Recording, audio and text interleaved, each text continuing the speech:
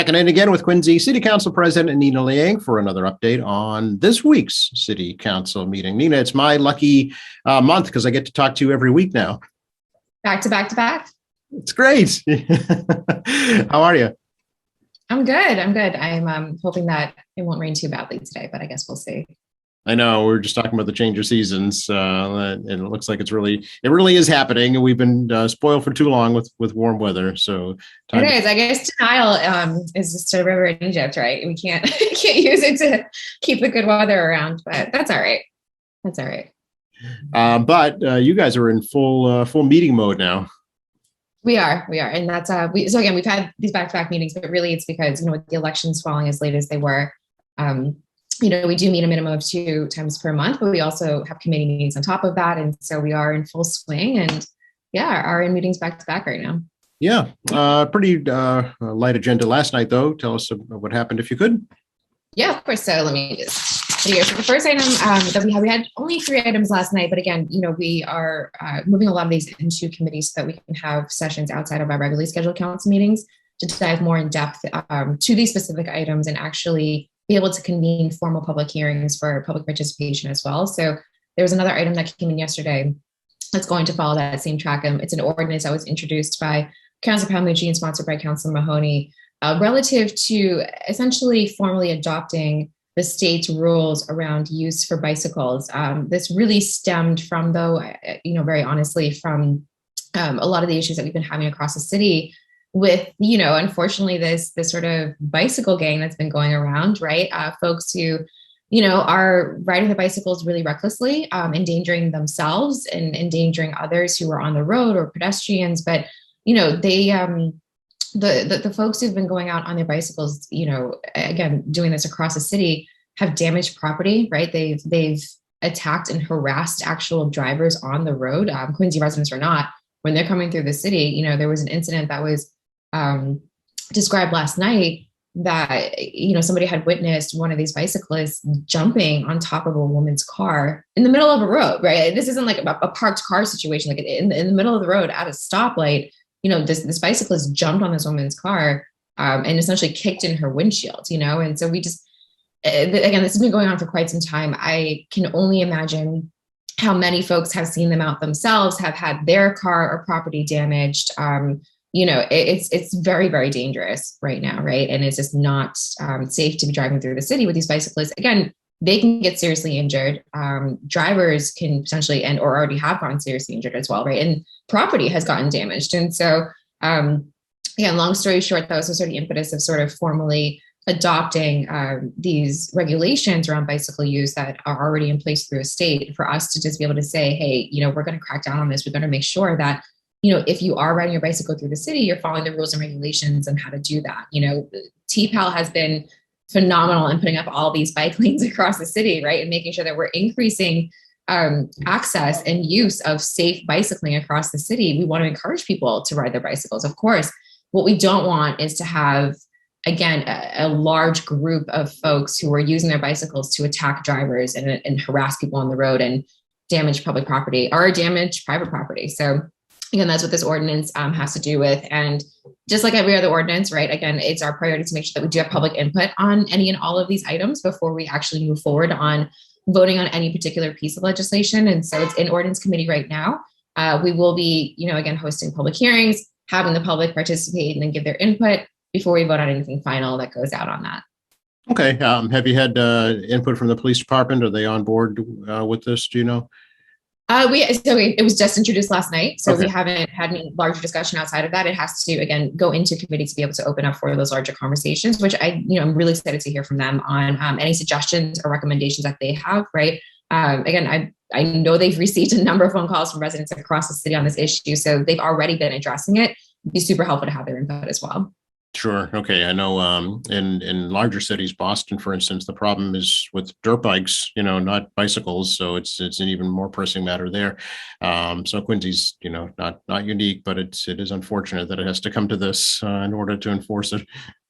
It is. But again, when you're getting calls from residents that, they're going down, Newport Ave, Furnaceburg, Adams, whatever it is, and they're stopped at a stoplight and somebody's jumping on their windshield, kicking it in. I mean, that's it's so unnerving, and again, it's even for the bicyclists, right? Granted, they're the ones doing this, but at the same time, they're also in danger. We would never want, God forbid, anybody to ever get hurt, right? And it's very dangerous what they're doing out there right now. They're cutting in front of traffic. They're not paying attention to stoplights.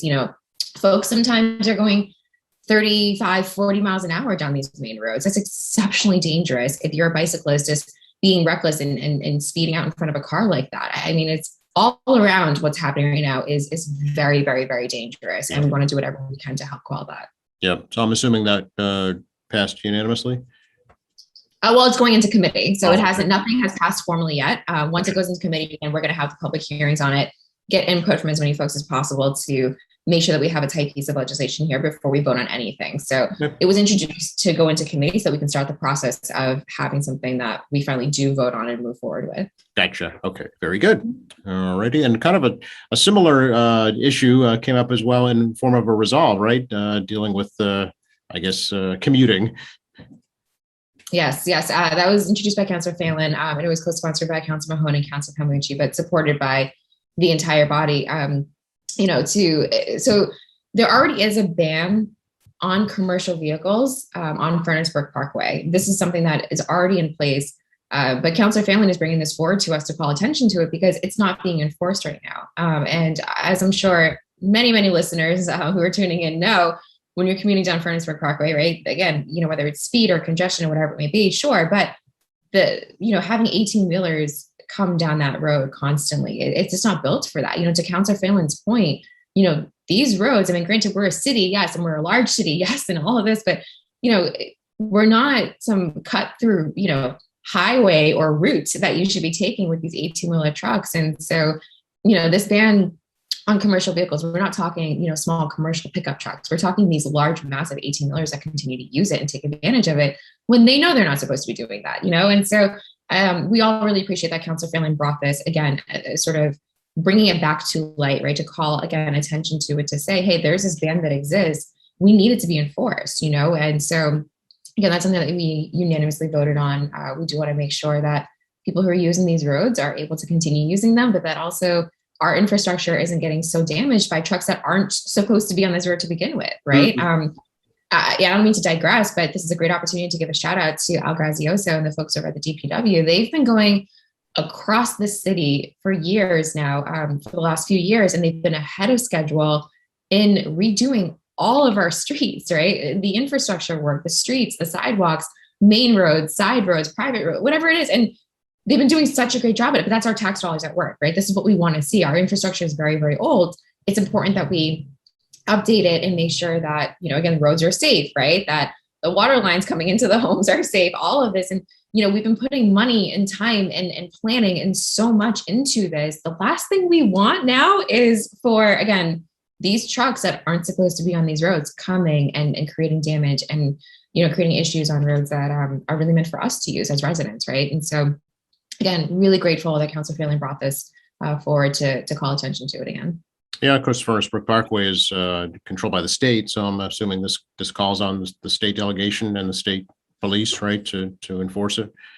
It does, and again, I mentioned things that we can do and the work that we do here because even though it is managed and operated by the state, and we did that was part of the resolve, right, was to ask them to say, hey, this is something that is already in place. We just need some support and some help enforcing it.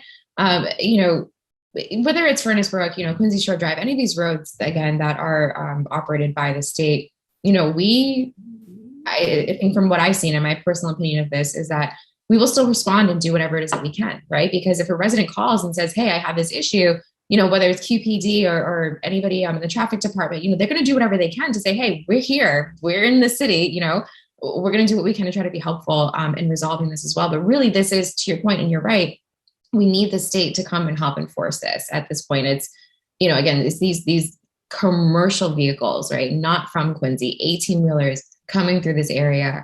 There's only so much that we can do. And we really do need the state support on this to make sure that they crack down on it and that it stays consistent from this point forward, right? We don't want one of those situations where, we start to see some presence and it gets cracked down on. And then after 2 weeks, that goes away and we start seeing these trucks again, right? We want to make sure that this remains consistent, that this ban is enforced and that, moving forward, we don't have this problem anymore. But we'll see. Again, it's a matter of introducing this, making sure that it gets voted on, which it did. It passed unanimously. And then, we'll move from there to make sure that it gets resolved.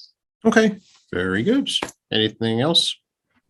Yep. So Councilor Harris brought in a gift, and that was the third and last item on the agenda. So previously, in the spring, when we were going through the budget sessions, he had made a commitment to give a very, very generous donation to the Council on Aging of $1,000. And so I think we spoke about this last week, where we were able to shout out some of the businesses that, when they give donations to, different departments across the city, as a city council, we are able to accept those donations, and then those funds will then move to those respective, recipients. And so Councilor Harris, through his donation to the Council on Aging, was able to bring that back in front of the council for all of us to approve. And so it was a very, very generous donation that he made last night. Nice. Is that for anything specific, or just in general for the Kennedy Center? Just to the entire Department on Council on Aging. Yeah. Okay. I think, a lot of it, because they are based out of the Kennedy Center, could quite literally be used at the Kennedy Center, but really for the Council on Aging to use at their discretion. Okay. Yeah. I know they bring in a lot of, outside speakers and have field trips, things of that nature. So those all have to get consistent activities as well. So Very good. Okay. And that's all those on the agenda. Anything else that came up we should know about?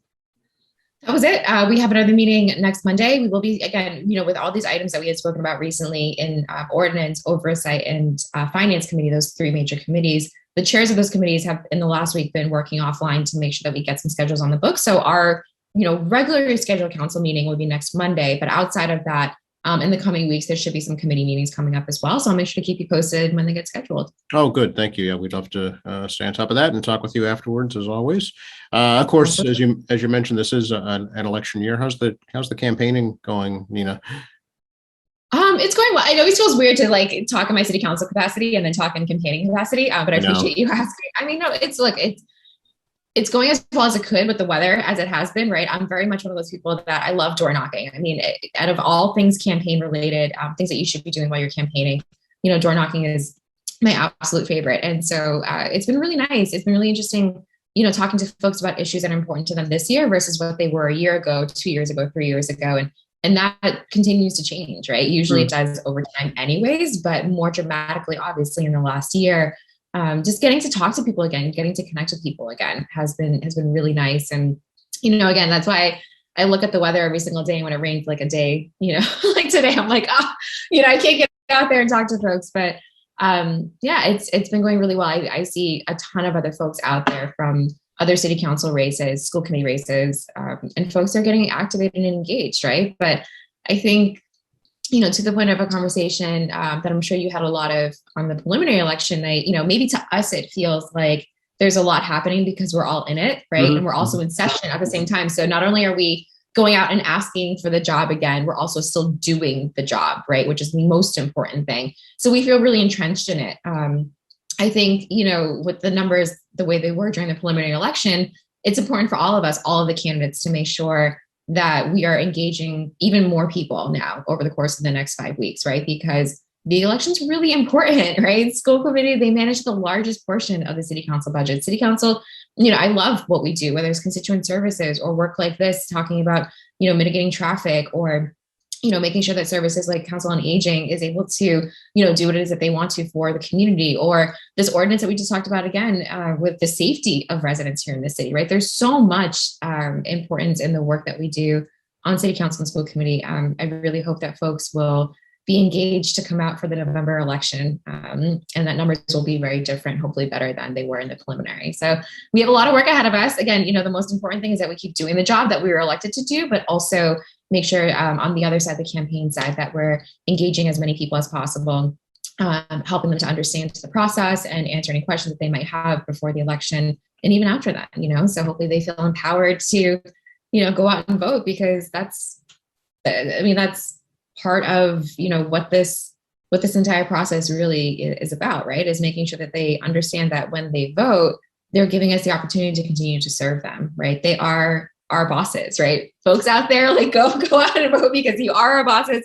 You're, allowing us the opportunity to continue doing this job. And we answer to you, right? So you're able to voice that and really share that feedback with us by going out and voting. So I really do hope folks will do that in November.